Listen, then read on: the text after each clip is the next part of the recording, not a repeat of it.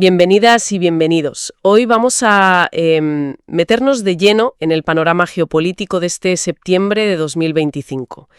Tenemos informes de Reuters, Atlantic Council, France 24, The Guardian, SVI, Swissinfo.ch, un montón de fuentes. Y la idea es, intentar entender qué hay debajo de tanta inestabilidad, ¿no? Conectar lo que pasa en distintos sitios y ver el papel de los medios, de los líderes. Venga, vamos a ello. Pues sí, porque lo primero que llama la atención en todos estos análisis es una sensación de inestabilidad general casi sistémica. Y no son solo los titulares, ¿sabes? Son problemas de fondo. Deuda, desindustrialización en algunos sitios, mucha polarización. Y claro, a eso le sumas un ambiente en los medios muy crispado. Y las propias debilidades de los que mandan, pues la mezcla es compleja. Empecemos, si te parece, por Europa, por Francia. Parece que la cosa está movida allí con la gobernabilidad, ¿no? Después de esa moción de confianza fallida de Bayrou. Sí. Eso, en la práctica, significa que al gobierno le va a costar horrores sacar adelante reformas clave, sobre todo las fiscales. El Parlamento está muy fragmentado y, el desgaste del presidente es evidente. ¿Y eso cómo afecta a la UE? Porque Francia es un pilar. Pues afecta directamente. Un gobierno francés débil o bloqueado tiene menos capacidad para empujar iniciativas en Bruselas, para coordinarse. Es un ejemplo clarísimo de cómo un problema interno, nacional, salpica enseguida a lo supranacional, ¿sabes? La UE pierde fuelles y Francia no tira. Ya. Y si miramos al otro gran motor, Alemania, pues tampoco parece que esté para tirar cohetes. 2 años de contracción, problemas en su sector automovilístico, que es vital. Exacto. El nuevo canciller, Merz, tiene un papelón. Necesita reactivar la economía como sea. Pero a la vez tienen opresión de la ultraderecha subiendo. Y tiene que manejar esa dependencia enorme de las exportaciones, tanto a EU como a China. Vaya equilibrio. Complicado, sí. Y súmale tensiones internas, sindicatos, la reconversión industrial y presiones de fuera, como posibles aranceles. Cualquier paso es arriesgado, la verdad. O sea que los dos grandes, Francia y Alemania, con problemas internos serios. Si cruzamos el canal, al Reino Unido, la cosa tampoco pinta mucho mejor, ¿no? Por lo que leemos, la dimisión de Angela Rayner, que era una figura importante en laborismo, por un lío fiscal, parece que ha dejado tocado a Starmer. Sí, ha sido un golpe. Un golpe a la confianza, sobre todo. Porque es un gobierno, relativamente nuevo, que ya venía lidiando con una economía bastante floja.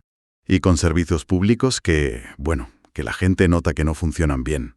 Y claro, ¿ese hueco? Pues eso. Ese vacío o esa sensación de debilidad es el caldo de cultivo perfecto para los populismos. Ahí vemos a Reform UK, con Farage otra vez. ¿Y cómo conectan? Las fuentes hablan de mezclar el cabreo económico con temas de identidad. Justo. Es que la narrativa que usan es muy potente en redes sobre todo. Mezclan el malestar real de la gente que se siente olvidada, ¿no? con llamadas a la identidad, al orgullo nacional, a veces con un toque anti-inmigración. Y claro, funciona. Ofrece culpables fáciles a problemas que son súper complejos. Dejamos Europa occidental. Miramos al este. Rusia. Un esfuerzo de guerra brutal, dicen los análisis, pero la economía sufriendo mucho. Se habla de roces entre los industriales y el Banco Central. ¿Qué hay de eso? Pues sí, es una tensión importante. A ver, el Banco Central, con una violina, mantiene los tipos de interés altísimos. Es lo que tiene que hacer para intentar frenar la inflación, que es un problemón para la gente de a pie. Claro. Pero claro, eso choca de frente con lo que necesitan las empresas, sobre todo las del complejo militar industrial. Necesitan crédito barato para seguir produciendo para la guerra. ¿Y esa tensión? ¿Puede romperse algo ahí? ¿Hay riesgo de que la élite se fracture? Los análisis no le ponen fecha, claro, pero sí lo marcan como un riesgo estructural. Es una posible grieta, ¿sabes? Una fisura entre los que necesitan dinero barato para producir y los que tienen la prioridad absoluta de la guerra, cueste lo que cueste a nivel económico interno. Aún no es una crisis abierta, pero es una vulnerabilidad seria a medio plazo. Vale. Cambiamos de tercio. Nos vamos al otro lado del Atlántico, Estados Unidos, con Trump en la Casa Blanca. Parece que están usando la economía como herramienta de forma muy calculada, ¿no? Aranceles, acuerdos comerciales, que algunos llaman asimétricos, presión a instituciones. Se dice que buscan forzar a los aliados a comprar deuda americana. ¿Por qué ahora? ¿Qué buscan con esto? Parece una mezcla de cosas, según se interpreta. Por un lado, en un mundo más inestable, pues quizás ven esto como una forma de asegurarse su propia financiación barata. Y a la vez, pues, es una palanca de poder sobre los aliados. Necesitan su cooperación en otras cosas, ¿no? Ya. Y el momento es curioso. Coincide con esos aumentos récords de tenencia de bonos del Tesoro por extranjeros que mencionan las fuentes. Quizás el mercado está más receptivo o más vulnerable a esto. Es como usar la interdependencia financiera que antes era estabilidad, ahora como arma de presión. O sea... Entiendo. Bueno, hemos dibujado un mapa con tensiones en Europa, dilemas en Rusia, estrategia en Estados Unidos, pero luego vas a los titulares, a las redes, y todo parece mucho más extremo, ¿no? ¿Por qué se amplifica tanto todo? Que es que ahí entramos en un terreno muy interesante, sí. Hay varias cosas. Por un lado, el modelo de negocio de muchos medios y sobre todo de las redes sociales. Los algoritmos premian lo que genera reacción, el engagement. ¿Y qué genera reacción? Pues las narrativas simples, cargadas de emoción. El conflicto vende. Exacto. Palabras como traición, colapso, invasión, eso funciona mucho mejor que un análisis tranquilo y con matices. Vende más. O sea que hay un incentivo económico para la crispación y luego los políticos se suben a esa ola, ¿no? Totalmente.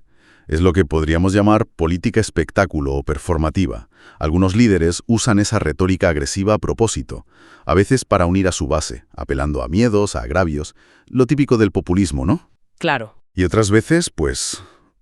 es una maniobra de distracción pura y dura. Montas un escándalo con un tema identitario o un enemigo inventado y así la gente no habla de que la economía va mal o los servicios públicos fallan. Y mencionan también un efecto contagio. ¿Cómo funciona eso? Pues es que un titular muy bestia, una teoría conspiranoica que surge en un país, ¡zas!, al día siguiente está replicada y adaptada en otros sitios, se viraliza. Y no es inocuo, ¿eh? Puede provocar desde ventas de pánico en bolsa hasta que se aprueben leyes proteccionistas por pura reacción. Vaya. Y a eso súmale la desinformación organizada, los influencers que mezclan verdades a medias con bulos, se crea una volatilidad emocional tremenda. Y al final, con tanto ruido y tanta polarización, gobernar de verdad se vuelve casi imposible, ¿no? Ese es el quid de la cuestión, el gran peligro. Si la opinión pública está súper fragmentada, súper enfrentada, ¿cómo vas a conseguir acuerdos básicos? Y los políticos, sintiendo esa presión, pues muchas veces tiran por lo fácil. Medidas a corto plazo, apagar el último fuego en Twitter, en lugar de meterse en las reformas estructurales gordas, las que de verdad hacen falta, pero son impopulares. El espacio para la política seria se encoge. Entonces, volviendo a los casos que decíamos antes, cuando un líder tiene un problema, como Bayrou en Francia, perdiendo la confianza, o Starmer en Reino Unido con la salida de Rayner, no es un cotilleo. ¿Afecta de verdad? Para nada es cotilleo, es política pura y dura con consecuencias. Un líder que está tocado, sea por un escándalo o por una derrota política, pierde fuelle, pierde credibilidad, y eso significa que tiene menos margen para negociar. Le cuesta más sacar adelante acuerdos difíciles, sean internos como una reforma fiscal o externos como un tratado. Lo de Bayrou es un ejemplo de manual, problema interno, acción exterior limitada. Y mientras tanto, la atención y los recursos se van a eso, a sobrevivir, en lugar de a los problemas del país. Sin duda. El foco se desvía. En vez de gobernar, la prioridad pasa a ser sobrevivir políticamente. Starmer, por ejemplo, tuvo que dedicar tiempo y energía a tapar la crisis de Rayner, cuando lo urgente era la economía y los servicios públicos. Y ojo, en el tablero internacional, un líder débil es una presa más fácil. Es más fácil presionarle, que acepte acuerdos que quizás no sean los mejores para su país, solo por conseguir una victoria rápida que le salve el cuello en casa. Algunas fuentes hablan hasta de riesgo de vasallaje económico. Y se percibe que esa debilidad se está usando ahora mismo por otros. Los análisis son prudentes, no acusan directamente, pero sí señalan el patrón. La debilidad interna de unos crea oportunidades para otros. La estrategia de EU de usar la presión financiera que comentábamos, pues es más fácil que funcione si tus aliados están políticamente débiles o necesitados económicamente. Hay una conexión clarísima entre la fortaleza interna de un país y su capacidad de defender sus intereses fuera. Vale, hemos conectado bastantes hilos. Europa frágil, Rusia tensa, la estrategia de EUs, los medios, los líderes vulnerables. Si miramos un poco hacia adelante, con todo esto sobre la mesa, ¿Cuáles son los grandes riesgos? Lo que más preocupa a nivel sistémico. Pues emergen varios riesgos y están bastante conectados entre sí, la verdad. El primero, una mayor fragmentación en Europa. Si la desconfianza crece y cada país empieza a buscarse la vida por su cuenta, haciendo acuerdos bilaterales con EU, por ejemplo, al margen de la UE, pues la capacidad de Europa para actuar unida se iría al traste. Sería un paso atrás tremendo. Ya. Segundo, el riesgo financiero. Cambios bruscos en la política de tipos de la Fed o del BCE o movimientos raros en la demanda de deuda americana, recordemos eso, de las tenencias récord extranjeras, podrían provocar un terremoto, turbulencias en los tipos de cambio, que se encarezca el crédito para muchos, incertidumbre económica generalizada. Y la polarización interna, de la que tanto hemos hablado, también tendría consecuencias globales, ¿no? Totalmente. Ese es el tercer gran riesgo. Una polarización tan bestia que paralice a los gobiernos de países clave. Gobiernos débiles, inestables, dedicados a apagar fuegos internos, pues tendrán cero capacidad para tomar decisiones estratégicas a largo plazo. Decisiones sobre el clima, la energía, la industria, cosas que son cruciales. Claro. Y un cuarto riesgo, que no es menor, es esa tendencia a militarizarlo todo, el discurso, la política. Si estamos todo el día hablando de enemigos, pues es mucho más fácil justificar gastar millonadas en defensa y tomar decisiones geopolíticas impulsivas, basadas en la emoción del momento y no en un análisis frío. Los análisis plantean incluso escenarios. Hablan de cooperación tácticamente rota, guerra fría económica, crisis política concatenada. Ninguno suena muy bien, la verdad. No, optimistas no son, desde luego. Pero son escenarios posibles si las tendencias actuales siguen así. El primero, la cooperación rota. Sería como, que Europa consigue poner algunos parches, ¿no? Quizás coordinar algunas reservas, limitar daños por presiones externas, pero sin una estrategia común real. Sería ir apagando fuegos, no prevenir incendios. Y esto, dicen, dependería de que surgiera un liderazgo fuerte y unido en la UE, que ahora mismo, pues no se ve claro. ¿Y los otros? Lo de guerra fría económica asusta un poco. Y con razón.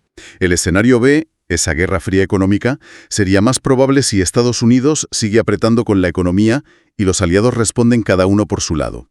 Imagina un mundo con más aranceles, sanciones financieras como algo normal, la compra de deuda como arma política. El sistema financiero global se fragmentaría y eso significaría menos inversión, menos comercio, un frenazo al crecimiento mundial. Queda el C, la crisis política concatenada. Ese es quizás el más oscuro y, por desgracia, bastante real como riesgo. Se refiere a que empiecen a caer gobiernos en sitios clave uno detrás de otro. Gobiernos incapaces de hacer las reformas necesarias. Y eso podría provocar una recesión larga, contagiosa y más inestabilidad geopolítica. Este riesgo lo alimentan directamente los populismos que debilitan las instituciones y los fallos de gestión que hemos visto. Es un escenario donde las crisis internas se contagian entre países. De acuerdo. Vaya recorrido intenso y, sí, un poco inquietante por momentos. Hay mucho que digerir aquí. Sin duda. Quizás la clave para quien nos escucha es, intentar desarrollar un poco el músculo crítico para navegar este lío informativo. Hay que hacer el esfuerzo de separar el grano de la paja, ¿no? Separar el ruido, los titulares incendiarios, los virales de influencers, las simplificaciones, de las señales de verdad. ¿Y cuáles serían esas señales? Pues los datos económicos contrastados, los resultados de votaciones importantes que cambian equilibrios, los movimientos de dinero serios y sostenidos a nivel internacional, las decisiones políticas concretas, más allá de lo que se dice. Entendido. Y eso pasa por exigir transparencia a los líderes, buscar análisis de fuentes fiables, variadas, contrastar, porque como decías, esto ya no es algo lejano, nos afecta. O los colegios en la seguridad. Mira, quizás una reflexión final para dejarla ahí. Si estamos en una época donde la dependencia financiera se usa cada vez más como herramienta de presión, ¿cómo pueden los países más pequeños o incluso bloques como la UE proteger su soberanía económica sin provocar todavía más fragmentación y conflicto en el mundo? ¡Uf! Es una pregunta complicadísima. Encontrar ese equilibrio. Ese va a ser uno de los grandes retos de los próximos años, sin duda.